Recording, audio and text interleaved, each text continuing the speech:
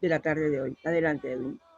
Sí, buenas tardes. A esta hora en Radio Panamá, nuestro programa Agenda Ciudadana, nos acompaña el CEO y fundador Ernesto Bazán Trading y de AB Rating Calificador de Riesgo, el economista y magíster en finanzas de la Universidad del Pacífico del Perú y escritor con gestión integral de riesgo en entidades financieras. Vamos a conversar un poco sobre el impacto que ha dejado la pandemia en la economía y cuáles han sido los retos en la reactivación económica. Bienvenido, licenciado Ernesto. ¿Cómo está?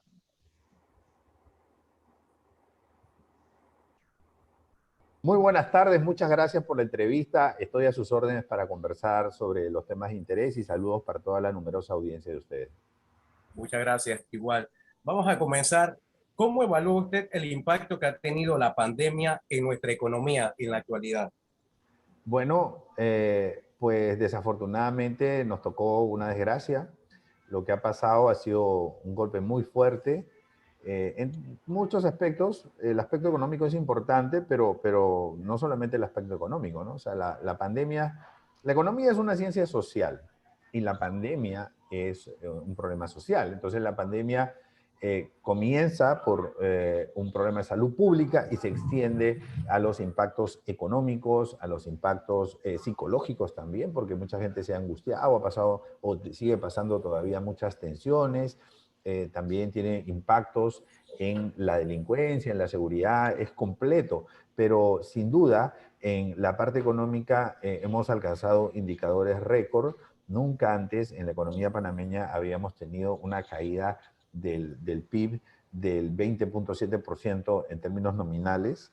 Nunca antes habíamos alcanzado un nivel de desempleo tan alto que se estima entre 24 y 25%. Eso es muy fuerte porque eso significa que uno de cada cuatro panameños, y en el mejor de los casos uno de cada cinco panameños, no tiene empleo. Eh, Nunca antes habíamos alcanzado un deterioro tan fuerte de las finanzas públicas, con un déficit fiscal, es decir, gastos que superan a los ingresos, en un 10% del PIB, como fue a finales del año 2020. Normalmente esto, incluso por ley, ¿no? Por ley de la República de Panamá, debe ser máximo 2%. Y en los últimos años ha tenido algunas excepciones, pero no había llegado nunca a 10%. Entonces, estamos ante una situación extrema en donde, pues obviamente, estos impactos de la pandemia en la economía van a continuar desafortunadamente por un largo tiempo. Y eso nos pone retos a todos, ¿no? Nos pone retos y también hay oportunidades, pero nos pone retos digamos, a la población, a la sociedad, le pone reto al gobierno, nos pone retos a los empresarios también. Así que de cara a esos retos podemos conversar acerca de los próximos pasos. Conversando un poco de esos retos, las medidas adoptadas por el Ministerio de Salud en las últimas semanas, los toques de queda, las restricciones, ¿ha sido viable económicamente? ¿Se debe cambiar la estrategia? ¿Qué deberíamos hacer?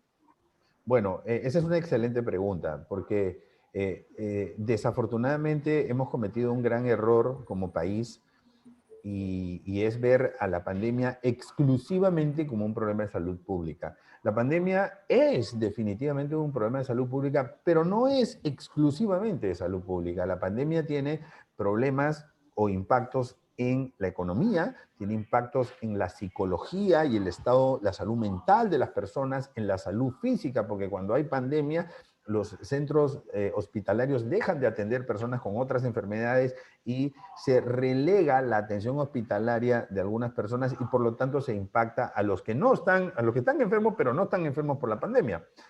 Y un impacto importantísimo en la educación, porque tenemos muchachos de las escuelas públicas que han perdido un año de estudio, van a perder prácticamente su segundo año. Entonces, uno de los grandes errores que hemos cometido, aquí cabe el tenemos que ser autocríticos, tenemos que ser humildes para aceptar que hemos cometido errores y ese gran error ha sido ver a la pandemia solo como un problema de salud pública. Necesitamos ver a la pandemia como un problema social. Y el problema social abarca muchos otros elementos.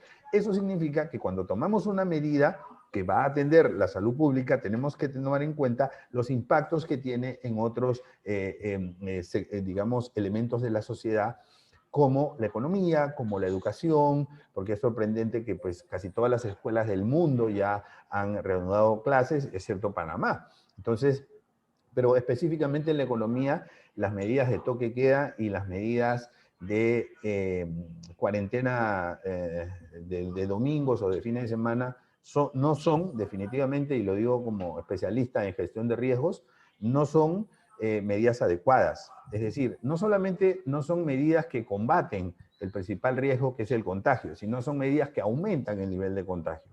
Es decir, voy a explicarlo brevemente porque este tema es sumamente importante, ¿no? Mire, perfecto. Cuando nosotros ponemos un toque queda, restringimos, puede ser un toque queda o la prohibición de salir los domingos, restringimos el número de horas disponibles de la población. Si una familia tiene que salir el fin de semana para hacer supermercado o para recrear a los hijos o tiene que salir a hacer diligencias que durante la semana no lo puede hacer por trabajo, entonces tiene que hacer la misma cantidad de diligencias en un tiempo menor disponible, donde los establecimientos están, digamos, menos disponibles. Ya no son 8 horas de sábado y 8 horas de domingo, sino que son menos horas. Entonces, eso aumenta la densidad poblacional o la densidad de las personas dentro de los establecimientos, aumentando la probabilidad de contagio. Lo que quiero decir con esto es sumamente serio, porque lo que quiero decir es que las medidas de toque queda y las medidas de restricción y de restricción a la movilización no solamente no combate el virus, sino que lo incrementa, porque aumenta la densidad de las personas en los establecimientos. Entonces, por ese lado, pues respondo a tu pregunta tajantemente, indicando que no son medidas adecuadas. No han sido las medidas correctas. Pero para finalizar un poco este tema, sabemos que la radio es muy corto el tiempo. Sé que es difícil visualizar el futuro. Cuanto a la pandemia, aún sigue dejando secuelas. Para finalizar, ¿cuáles serían las proyecciones económicas de Panamá de cara al 2021-22?